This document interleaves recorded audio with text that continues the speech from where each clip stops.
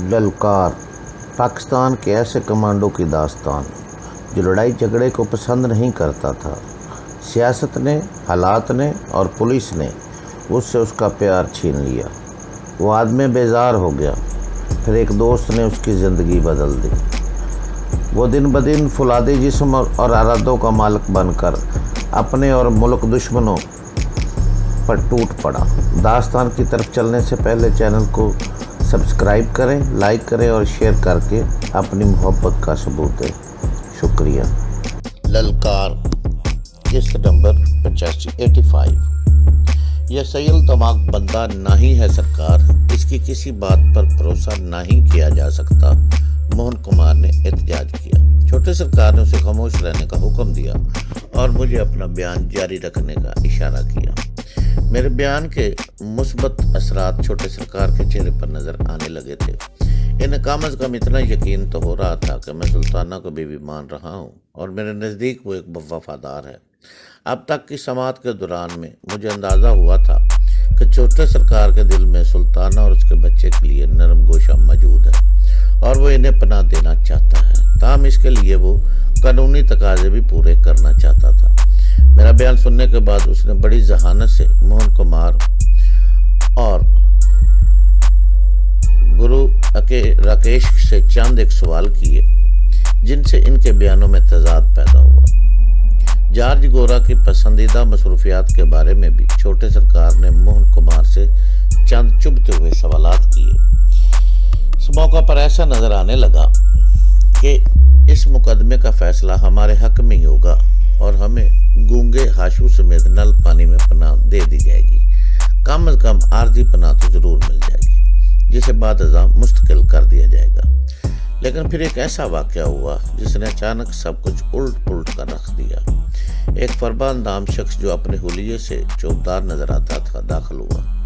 उसने छोटे सरकार के करीब झुककर सरगोशी में कोई बात की। छोटे सरकार का चेहरा मुतगय्यर नजर आया। उन्होंने गहरी नज़रों से सुल्ताना की तरफ देखा। धीमी आवाज़ में अपने मुसाहिबीन के साथ छोटे सरकार का मुख्तसर मुकालमा हुआ। उसके बाद छोटे सरकार ने एक बावर्दी एहलकार को कुछ हदायत दी। वो बाहर चला गया। वो कोई सीनियर एहलकार था। उसके साथ 2-3 मुअज़्ज़ज़ अफराद भी बाहर गए। हाज़रीन मध्यम आवाज़ में चहबगोइयाँ करने लगे। 4-5 मिनट बाद सीनियर एहलकार वापस आया। उसके साथ अकब में 2 अफराद भी मौजूद थे। इनमें से एक बूढ़ा था, दूसरा नौजवान। ये दोनों रो रहे थे। इनकी पगड़ियां गले में पड़ी थी। सीनियर एहलकार ने छोटे सरकार के रूबरू ताज़ीम पेश करने के बाद कहा, जनाब, मैंने खुद मुलाहजा किया है कि लाश करीबन 2 दिन पुरानी है। सर के पिछले हिस्से में कुल्हाड़ी का गहरा घाव आया है। मकतूल के हाथ पीछे की तरफ मोड़कर एक पुराने अजारबान से बांधे गए हैं। लाश कहाँ से मिली है? छोटे सरकार ने सवाल किया। कच्चे की दूसरी तरफ, जहाँ पिछले साल जंगल में आग लगत थी, वहाँ एक खूह से निकली है। मरने वाले का नाम हारून बताया जा रहा है। ये हुक्म जी के उन सिपाहियों में शामिल था जो सुल्ताना की तलाश में उसके पीछे आए थे। मेरे सर में तमाकास हुआ। खूह में होने वाली लड़ाई के मनाजर मेरी निगाहों में घूम गए। मैंने सुल्ताना की तरफ देखा। उसका चेहरा भी जर्द हो रहा था। शायद वो समझ गई थी कि वो एक बड़ी मुसीबत में फंस गई है। जब हम खूह में हारून नामी इस राइफल बरदार को बांध रहे थे तो वो बेहोश था, लेकिन उसकी बेहोशी ऐसी गहरी नहीं थी और ना ही उसका जख्म इतना संगीन था कि फौरी तौर पर उसकी मौत वाक़ हो जाती। लेकिन ये हो गया था और अब हारून के साथ ही इसकी लाश लेकर दुआई देते हुए यहाँ पहुँच गए थे। एक बावर्दी एहलकार ने सुल्ताना के झूले में से 2 रंगीन दस्ते वाली कुल्हाड़ियाँ निकाल ली जिससे हारून के सर पर वार किया गया था।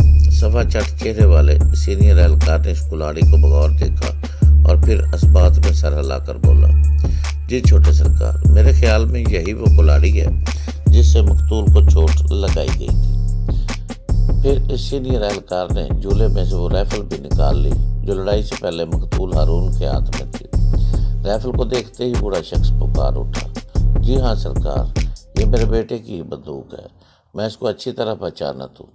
ये कातला है, ये डाइन है, ये मेरे बेटे को खा गई। बूढ़ा आह बका करने लगा। सुल्ताना ने कहा, छोटे सरकार, मैंने किसी को नहीं मारा। میں نے تو صرف خود کو اور اپنے شوہر کو بچانا چاہا۔ اس کے ہاتھ میں رائفل تھی سرکار، اگر میں اس کو کلاڑی سے چوٹ نہ لگاتی تو وہ مجھے اور مروج کو بھون کر رکھ دیتا۔ چھوٹے سرکار نے اس مرتبہ سلطانہ کی سنی انسنی کر دی۔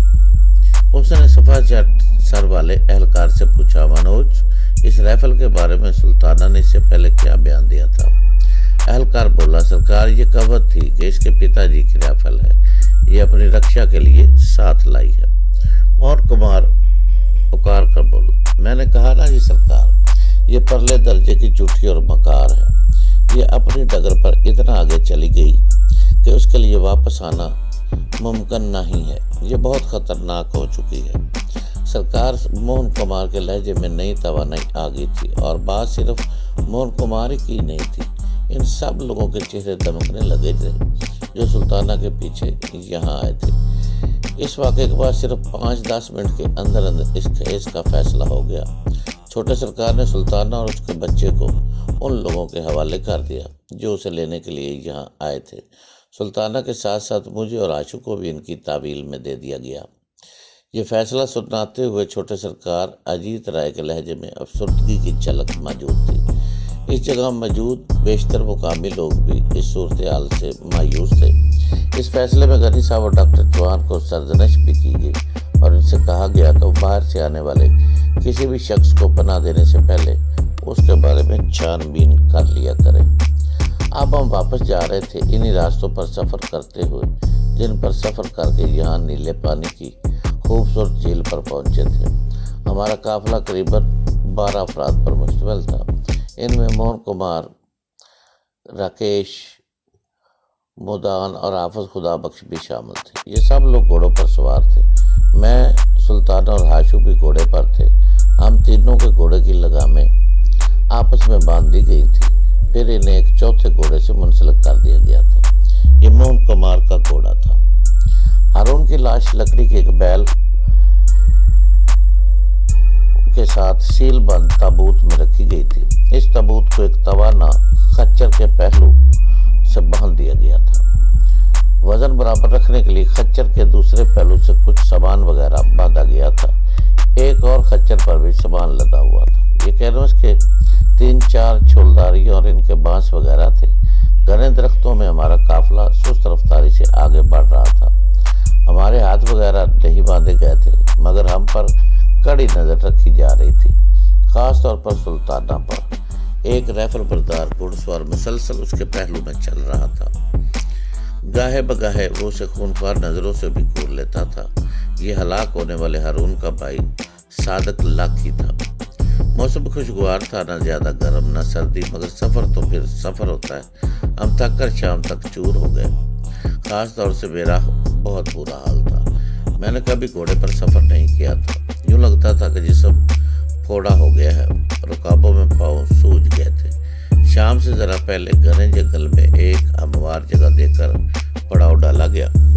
4 چھولداریاں لگا دی گئی، ان میں ایک کافی بڑی تھی۔ ان میں موہن کمار، گرو راکیش اور خدا بخش نے قیام کرنا تھا۔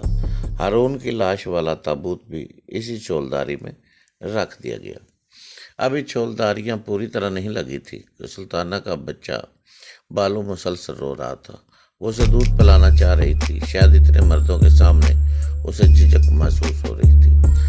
وہ چند جھاڑیوں کی اوٹ میں ہو گئی، مگر اس کا یوں جھاڑیوں کی طرف جانا موہن کمار وغیرہ کو پسند نہیں آیا۔ متوفی ہارون کا بھائی صادق بڑھ کر اپنی جگہ سے اٹھا اور زور سے بولا، ادھر کہاں جا رہی ہو؟ بچے کو دودھ پلانا ہے تو ہم تیری دودھ پلائی کی ویڈیو بنا لیں گے۔ حرامزادی، نخرے باز، چل واپس آ ادھر۔ دیکھو تم فضول میں گالی نکال رہے ہو، میں نے تم سے کچھ نہیں کہا۔ وہ ایک دم شعلہ جوالا بن گیا۔ کتیا، بدماش، اور تبھی تو نے کچھ کہا ہی نہیں ہے نا؟ میرے بھائی کی جان لے لی، اسے قتل کر دیا اور کچھ کہا ہی نہیں تو نے۔ میں تو تمہیں اور تمہارے یار کو مار ڈالوں گا، مار کے یہی گاڑ دوں گا۔ وہ دیوانہ وار سلطانہ پر چپٹا۔ اس نے رائفل اس کے سینے پر بٹ مارا۔ وہ بالو سمیت اچھل کر کئی فٹ پیچھے گری وہ اس پر بے دریغ ٹھوکریں برسانے لگا۔ وہ لوٹ پوٹ ہونے لگی، مگر اپنے بچے کو اس نے اپنی باہوں میں چھپا لیا اور اپنے جسم کو ڈال بنا لیا۔ میں نے بےتاب ہو کر اپنی جگہ سے اٹھنا چاہا، مگر ایک رائفل بردار میرے سر پر کھڑا تھا۔ خبردار، اپنی جگہ بیٹھا رہے، ورنہ بھیجا اڑ جاوے گا، وہ پھنکارا۔ اس دوران میں آفت خدا بخش آگے بڑھا اور اس نے بفرے ہوئے صادق لاٹھی سے سلطانہ کی جان چھڑائی۔ وہ مٹی میں لتھڑ گئی تھی، اس کے ہونٹوں سے خون رسنے لگا تھا۔ 2-3 دن پہلے کوہ کے اندر مقتول ہارون سے ہونے والی لڑائی میں سلطانہ کی قمیض پھٹ گئی تھی اور اس نے کندھے پر گرو لگا رکھی تھی۔ موجودہ مار پیٹ میں یہ قمیض پھر پھٹ گئی۔ سلطانہ بمشکل اپنی برہنگی چھپانے میں کامیاب ہوئی۔ اس کا چہرہ سرخ انگارا تھا، وہ بفری ہوئی شیرنی نظر آتی تھی، مگر یہ شیرنی فی الوقت مسلح افراد کے گھیرے میں تھی اور تاڑنے کے سوا کچھ بھی نہیں کر سکتی تھی۔ اسے صادق کو بے نقطہ سنائی، اسے شرابی بدماش قرار دیا اور کہا اسے کسی پتھر نے جنم دیا ہے۔ اگر اسے جنم دینے والی گوشت پوست کی ماں ہوتی تو آج وہ ایسی کمینگی کا مظاہرہ نہ کرتا۔